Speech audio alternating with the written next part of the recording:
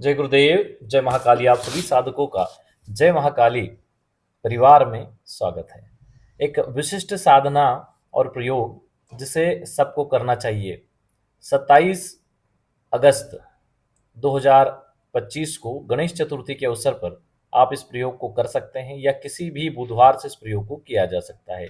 3 दिन या 5 दिन की निश्चित अवधि में इस प्रयोग को पूर्ण करना होता है और 210 माला का इसमें जप है, यानी 21,000 मंत्र जप इसमें किए जाते हैं। सिद्ध गणेश यंत्र और मूंगा माला का इसमें प्रयोग होगा, ये इसकी सामग्री है। और इस प्रयोग को अगर आप 27 तारीख को कर रहे हैं, 27 अगस्त 2025 को, तो सुबह 6:10 से शुरू करें या रात को 8:30 से।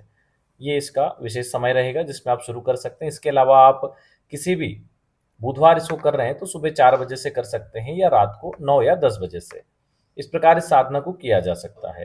विशिष्ट साधना है जिससे जीवन के अभाव दूर होंगे, दरिद्र दूर होंगे, दरिद्रता दूर होगी, विवाह आदि नहीं हो रहे हैं तो विवाह आदि होंगे, कोई मांगलिक कार्य रुक गए हैं तो वो होना शुरू होंगे, सब प्रकार के विघ्न, कष्ट, दरिद्र निवारण होंगे। यह लक्ष्मी बीज मंत्र श्रीम से संपुटित है, भुमा भुवनेश्वरी बीज मंत्र ह्रीम से संपुटित है और स्वयं गणेश जी के गम बीज मंत्र से संपुटित विशिष्ट मंत्र है। और ऐसे विशिष्ट मंत्र की साधना करने से जीवन में अद्भुत परिवर्तन आएंगे, अद्भुत। तो अवश्य ही ऐसे प्रयोग को करना चाहिए। और अगर हम समय देखते रहेंगे तो नहीं होगा। जैसे कि प्रयोग के लिए गणेश चतुर्थी का प्रयोग है तो उसी समय इसको कर लेना चाहिए। तो इससे क्या होता है, साल भर आने वाले विघ्न बाधाएं दूर होती है और सफलता के रास्ते खुल जाते हैं। जो काम करना चाहते हैं उसमें निश्चित सफलता मिलेगी, इसलिए इसे प्रयोग करना चाहिए।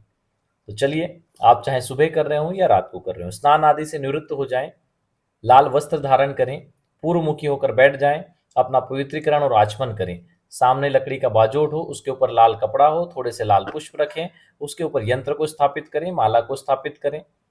एक घी का दीपक प्रज्वलित करें। दीपक का बाती या तो आप सामने की ओर रखें, अपनी ओर, उससे फर्क नहीं पड़ता। अगर खड़ी बाती है तो कोई बात नहीं, लंबी फुल बाती रखिए तो ऊपर ही चलेगी। अगर आपने लंबी बाती रखी है तो या तो आप यंत्र की तरफ करेंगे अपनी ओर, तो किसी भी तरफ कर सकते हैं, उसमें कंफ्यूज होने की जरूरत नहीं है।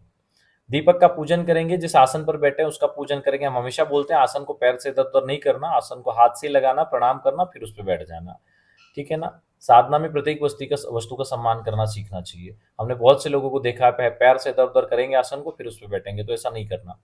पूजा हवन आदि में आसन का भी पूजन होता है, ठीक है। अब जिसको तुम पैर मार रहे हो तो उससे सम्मान, उससे कृपा की उम्मीद कैसे कर पाओगे, तो आसन ही तो प्रमुख है। तो इस प्रकार ध्यान रखें, आसन का भी पूजन करें, दीपक का पूजन करें, फिर यंत्र को स्नान करवाएं, यंत्र का कुमकुम चावल अक्षत केसर आदि से पूजन करें।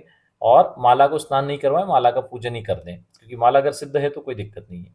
फिर लड्डू का भोग लगाएं, हाथ में जल लें, अपना नाम गोत्र उच्चारण करें और कहें कि हे गजानन गणपति महाराज, आपके दिव्य मंत्र साधना को करने जा रहे हैं। आपकी कृपा से हमारे जीवन के दुख, दरिद्र, विघ्न, बाधाओं का नाश हो, सर्वत्र उन्नति हो, 10 दिशाओं से सफलता, धन, समृद्धि, यश, कीर्ति, भूमि, भवन, वाहन की प्राप्ति हो, पद प्रतिष्ठा की प्राप्ति हो, आपकी परम कृपा सानिध्य की मार्गदर्शन की प्राप्ति हो, ऐसा आशीर्वाद रखें।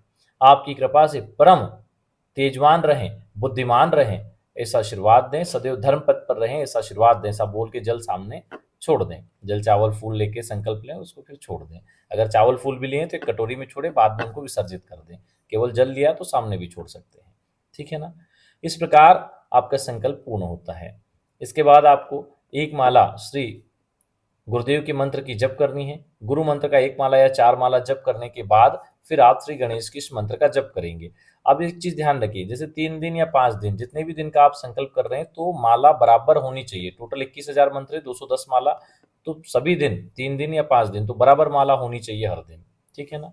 मंत्र को नोट कर लें। इसमें ओम का प्रयोग नहीं होगा, ठीक है ना। श्रीम ह्रीम गम गणपतये गम ह्रीम श्रीम नमः, ठीक है। इस प्रकार इस मंत्र का जप होगा। मंत्र जप के पश्चात ब्राह्मण देवता को या कन्याओं को भोजन करवा दें या दक्षिणा आदि दे दें, जो भी आपका सामर्थ्य हो उसके अनुसार जरूर करें। कुछ न कुछ दान दक्षिणा करनी चाहिए। प्रयोग समाप्ति के बाद ब्राह्मण भोजन, कन्या भोजन जो भी आप करवा रहे हैं, उसके बाद यंत्र और माला को नदी में विसर्जित कर दें।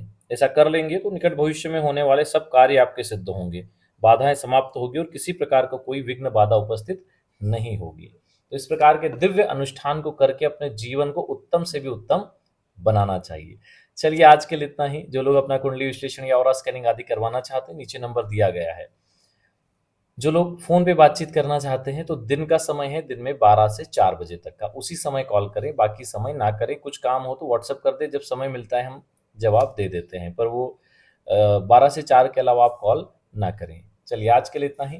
जय गुरुदेव, जय महाकाली।